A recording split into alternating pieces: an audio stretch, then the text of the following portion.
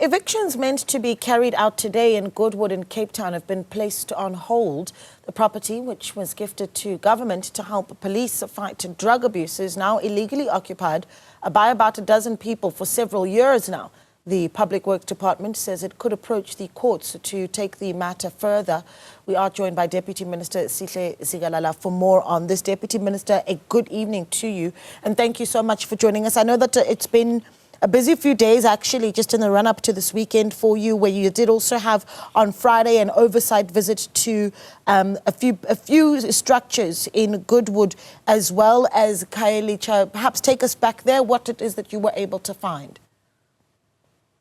Well, we undertook the visit to Western Cape in Cape Town, where we went to Goodwood as well as Khayelitsha, where there are buildings that belong to the state that are illegally occupied, and you find that those who occupy the building are now renting them out, subdividing them so that they will rent them out to others, which is a very serious problem. But as the department, we are on a campaign, which is the campaign that covers the entire country, of reclaiming the buildings that belong to the state.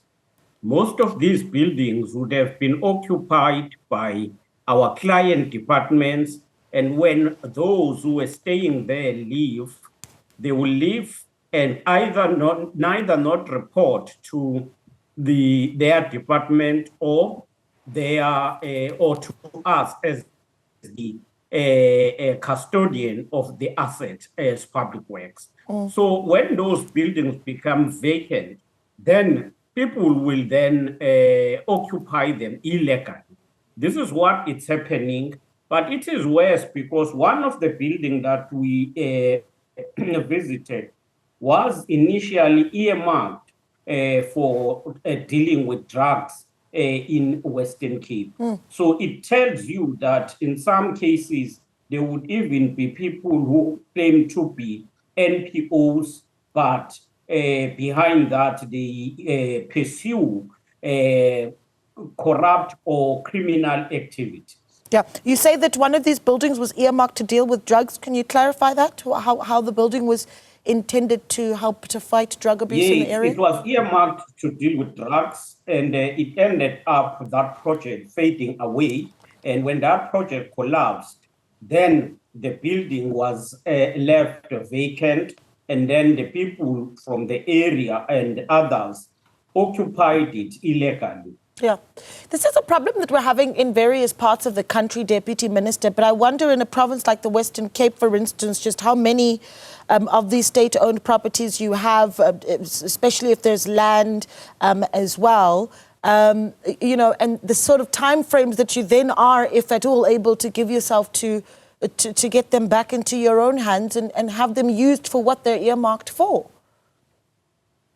In Western Cape alone, we have earmarked. Already we have identified 43 properties which are on the list for Operation Bring Back, where we are already claiming and evicting those people who are occupants.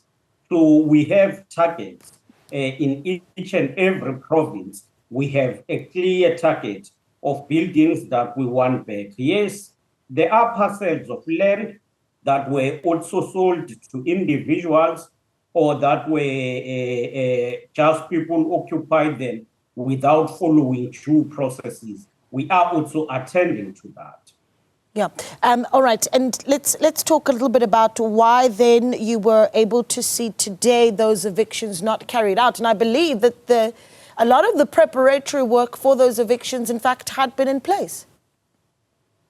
Yes, the preparatory work needs to be detailed. You will know that if you evict a person, you are also required to provide an alternative shelter. We are working with the municipality on that so that they provide an alternative for those people, because it is their responsibility. But we have to ensure that these built properties are brought back to the asset or to the asset register and the full utilization of government. Again, I mentioned that this is a national problem, and today we, of course, did see various organizations coming out to remember the Usindiso building fire, and I wonder just what those efforts are looking like in other parts of the country, where you look at businesses that are not businesses, buildings that are owned by the state that are illegally occupied. The work that you are doing. Maybe you can talk to me about the provinces also that are surprisingly hotspots for such challenges.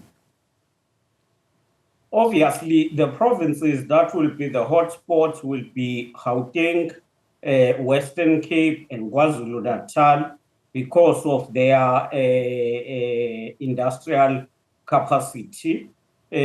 We also are aware that there are buildings that pose a risk to the livelihood of the people. As you mentioned, the building that was caught on fire, which became a problem of government, yet it was people who occupied the building illegally. We are working on that.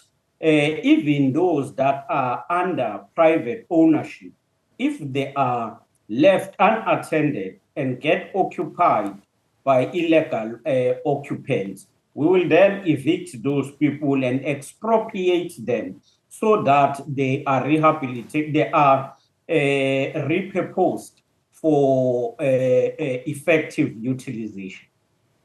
Yeah, the question becomes, though, is who takes responsibility where we do see things go wrong in state-owned buildings that are hijacked. Just earlier, my colleague Xolim Gambi, in conversation with activist Mamedwe Sebe, who, and of course I know that the Usindiso building, very much the competence of the city to a great extent, but just from a national point of view, where we do have incidents that may go wrong in a state-owned building that has been illegally occupied, just how much accountability does your own department then take if lives are harmed, as an example? No, it depends because if those people who enter or occupy a building on their own, they therefore take the risk. We take a risk where we allocate a building and an occupant is known legally. That's where the state take a risk, but we don't take a risk where we have no legal obligation. Yeah.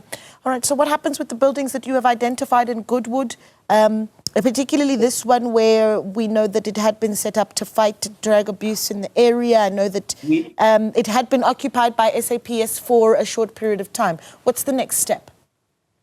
We give them the eviction order. We are proceeding with the process of evicting them so that we reclaim the building back to the state. All right. Deputy Minister, we appreciate your time. Thank you so much for speaking to us at this time of the evening. Deputy Minister there for the Department of Public Works and Infrastructure, Sihle Zikalala.